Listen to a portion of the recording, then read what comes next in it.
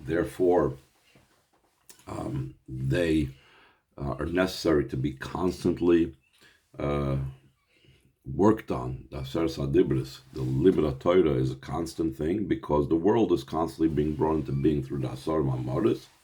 And then we also explain that this is the connection with the Friedrich Rebbe speaks about. The why was the world created with Asara Amoris instead of Maimer Echad? Maimer Echad would have been Spheres Amalchus. Spheres Amalchus would mean that Elikus would be totally concealed without any possibility for revelation. But through the Asara Amoris, which means not the Spheres Amalchus alone, but every sphere the way it is individually, that allows for Gilui Elikus through our Avodah. So that is why Talmid HaChamim Marbim Shalom Ba'olam, which was the beginning of this mimer, that they draw down the Gilui Elikus in the world, and therefore it's Marbim Shol. So it goes now on the Nois Gimel Amnam Kedei Lifel Gilui Elikus Ba'olam Adei Iskat Torah Tzarech Liyasin Nabitul Davke. To be able to affect this revelation of godliness in the world through the involvement in Torah, there has to be specifically Bittul is the instrument through which the Torah learning affects this revelation of godliness. It's not just enough to learn the Torah itself, it must be done in the way of bittul. What does the bittul mean?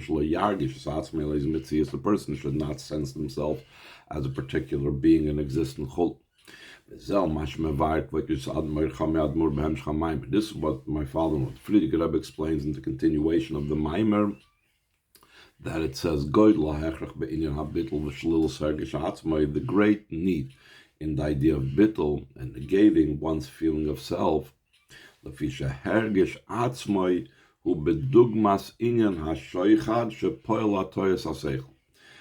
sense of oneself is similar to the idea of bribery. Now we know the effect of bribery is it's not just that when a judge takes a bribe, so then instead of listening to his judgment, so then he instead favors whoever gave him the bribe. Rather, it's brought down that the actual acceptance of the bribe makes his judgment skewed. It causes his judgment to be incorrect. The judge believes, after he receives the bribe, that the person that gave him the bribe is really in the right. So in a similar vein, when we study Torah without bittul, so that is our self-bribery, our bribery of who we are and our own ego causes us and can skew like the Torah learning, at least in the degree that it doesn't allow for the Gilui Elikus in the world. So further, the Rebbe brings from the Maimer of the Friedrich Rebbe, maybe it brings also the well-known story in a particular chassid, Bardas Gadol Ba'askol. He was a great maskil in Chassidus, a great thinker, a great mind in Chassidus. He came to the Tzemach Tzedek, and he complained to the Tzemach Tzedek. They're stepping on me in shul. Whatever I say doesn't find favor in their eyes. Tzemach responded to him, who told you to spread yourself out over the entire base medrash, that whatever people are stepping, you're under the impression that they're stepping on you. Meaning that this is the idea of the person's ego that doesn't allow him to see the truth. The Tzemach concluded, Ksiv Yaziv Rasha Darkai, says a Rasha should leave behind his ways, each oven machshavosov, and an evil person should leave behind his thoughts. So Tzemach Tzedek continued saying, oven humoloshen oin, shepirushe koyach. The word oven is the same letters like the word oin. Ein means strength, power, might. Like the Pasuk says, from much strength and the powerful koyach. So we see ein means might.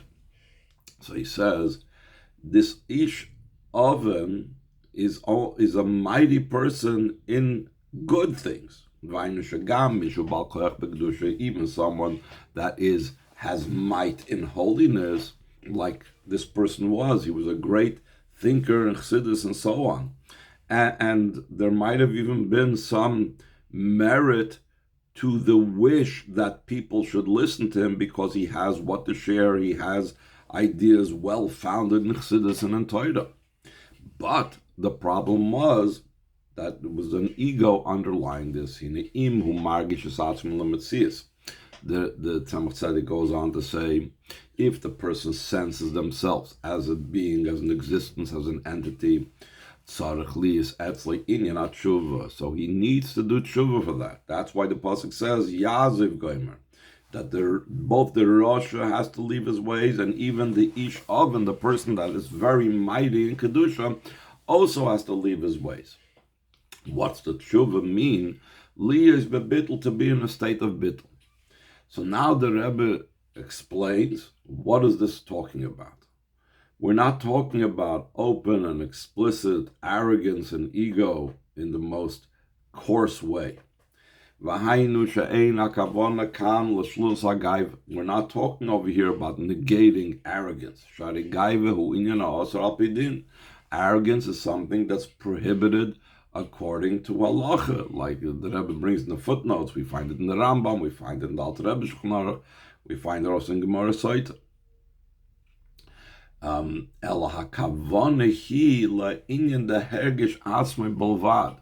The intention of this ish oin has to leave behind machshavosav. We're not talking about having a prohibited type of arrogance, rather than the not prohibited idea that the person senses themselves. Still in all, he has to leave it behind. He cannot remain with that. He has to make sure to get rid of that oin, that might of his own thoughts and so on. And in addition to this, the mashakos of each of a machshavoisa, what it says that a person of might should leave behind his thoughts. It's a continuation to the beginning of the pasuk where it says that a rasha should leave behind his ways. Moving for this understood, that the two halves of the pasuk, that a rasha should leave behind his ways and each oven should leave behind his thoughts, has to be done in the same simplicity and complete acceptance. This means just like it's obvious and it's self-understood. That a wicked person should leave behind his ways. Who is something of necessity. In the same simplicity has to be that this person that has might in kedusha, also someone that's a person of might and power and holiness has to leave behind his feeling of sense, self, and be in a state of bittul. This idea that Torah study has to be prefaced by bittul specifically, is also connected with the brachas on the Torah that has to be prior to Torah study. That it says that why did a certain city become destroyed? Because they didn't make the bracha on Torah initially. Torah they studied, but they did not make the birchas HaTorah beforehand. What's the significance and what's the problem if one does not make a bracha on the Torah? Like the Ran writes in the name of Rabbeinu Yoina,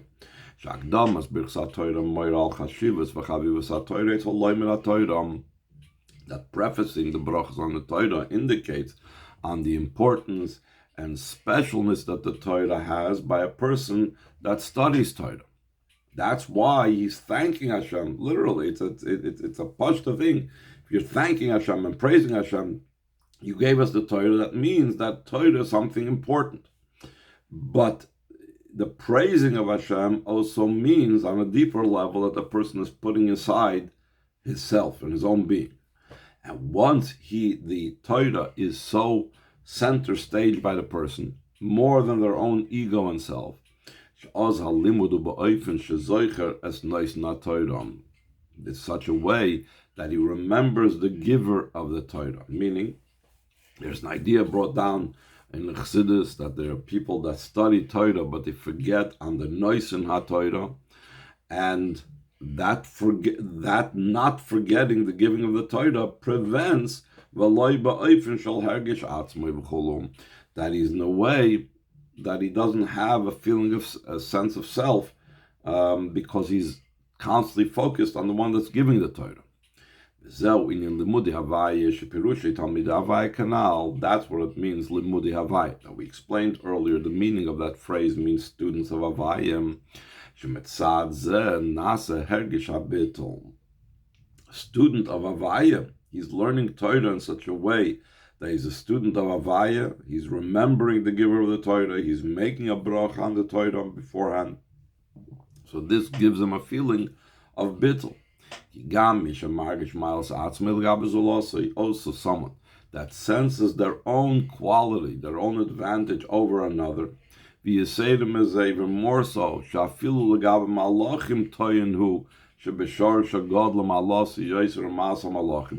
he says, you know what? A root, I know Chassidus, the root of a Yid is higher than the level of the root of a Malach. But what's going to keep him in his place? How is he going to ensure to have bittul? Mikol mokim l'gaba HaKadosh Baruch Hu, harei bevadi b'tachlis habittul. In comparison to Hashem, he surely has to be in a state of total bittul. So that's why a person has to be limudei havaya, talmidei havaya. It's not just enough to study Torah.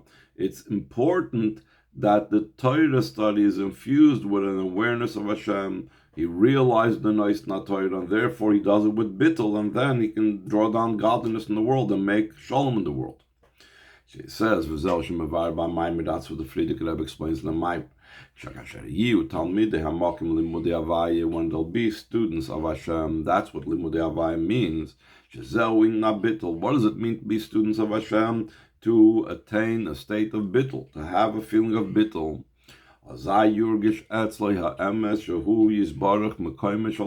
Then it will be felt, the truth, that the world is really Hashem. In other words, where is the world located? In Hashem, not the other way around. That's why Hashem is called Hamakim Baruch Hu, Baruch Hamakim, because he is the place of the world. And when he feels that truth, when he senses that truth, so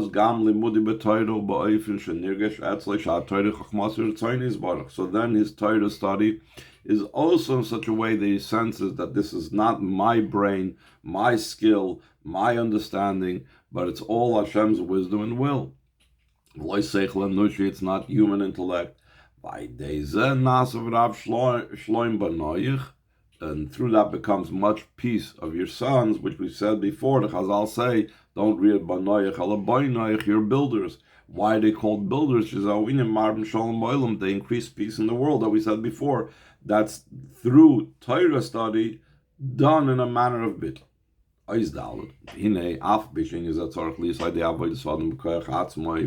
Though all of this, the Torah study with a state of bittul has to be through the service of a person by his own power and energy. Like it says, it's up to you. You need to choose life. Still in all, we have an empowerment from above to make these choices, and in this particular case, to study Torah with bittul. Like the Frierdiker Rebbe brings in the Maimer of the Rebbe's wedding, that when this says of his ofruf and so on, what the Alter Rebbe said, the very letters of the word that's written in the Torah. So even though Hashem is putting the ball in our court. We need to choose the life. But those very letters, those very words, they themselves are an assistance and empowers and helps the person that looks at those words in Torah that he should make that choice. So that's what he's saying. Even though we have to make the choice, Hashem assists us in making the right choice. This is also what the Maimer concludes, which was a Maimer said by the Rebbe's Ufruf. By the Shabbos before the Chuppah, we call him up to get an aliyah by the Torah. The Chosn v'Kalam Mekayim Masa'olam Lahamid Bonim Oiskim b'Torah. Chosn and Kalam make the world exist to establish children that are involved in Torah. That's the idea of the existence of the world. The existence of the world is to propagate and make Yidden that keep on studying Torah.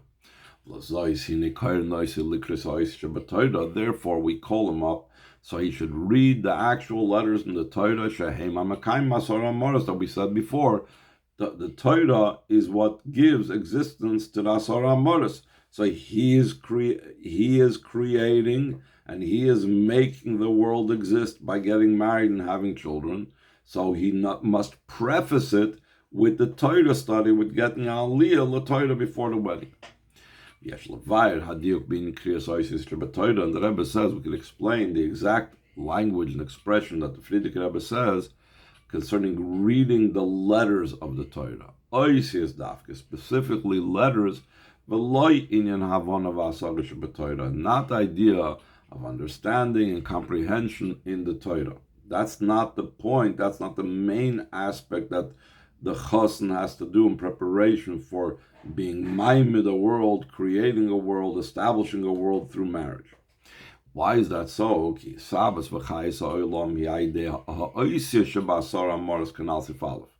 How does the world come into being, and how does the world keep on existing and living?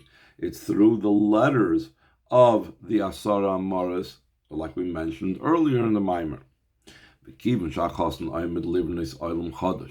Since the chassan is about to build a new world, binyan adiyad, an everlasting building, akin to the word boinoyach that we were speaking about, which this matters and touches to the end of all generations, because he will have children who will have children in turn, etc., etc.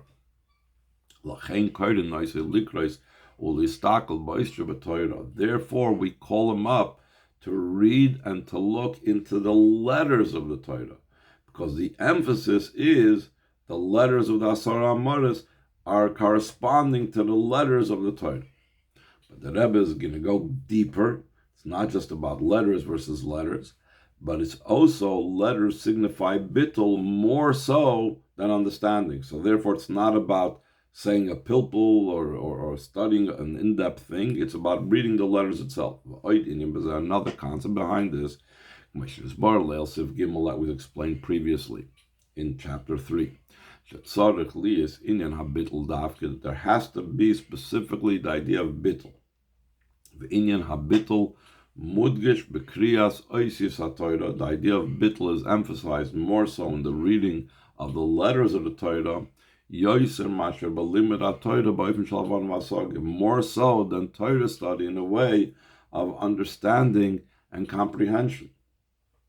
That's where a person's sense of self is more evident, when he's busy understanding with his mind. But just reading the letters, there's less of myself and my ego involved. Therefore, it's insufficient Torah study in the way of understanding and comprehension. There also has to be the reading of the letters of the Torah. Moving from this understood. This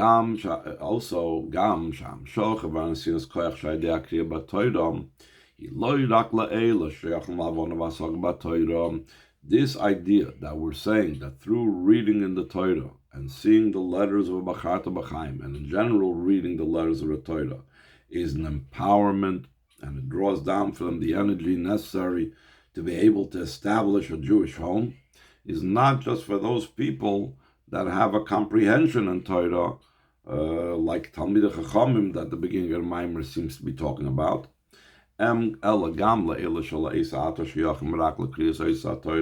to those that, at this time at least, are only, what applies to them is only the reading of the letters of the Torah. Even they, through the reading the letters of the Torah, the Shabbos before their wedding, they are being empowered to be able to rejuvenate the world and establish the world through their marriage. And Shalachain, therefore, Gam Heim Oilam LaTorah, they also get an Aliyah LaTorah, Umevarchim Birchsat Torah, they also make a bracha on the Torah. Just like those that have an association, that are possible for them to understand in the Torah. So even someone that only knows how to read the letters in the Torah, or can at least listen to the Baal Chodah read it, even they have this empowerment from the Torah to give existence to the world. Last page in the Maimer, the Rebbe concludes with a bracha, Vayidei Avodah Nasis Tachlis Hashlemus B'nei Yisrael. Through this avodah becomes the ultimate completion and perfection of the Yidden. Shalchein Namar Aleim Shuvi Shuveh Shalamis. Therefore, about the Yidden it says, turn the Shulamis. Why is it? Who is it referring to when it says in Shir Hashirim, turn or return Shulamis?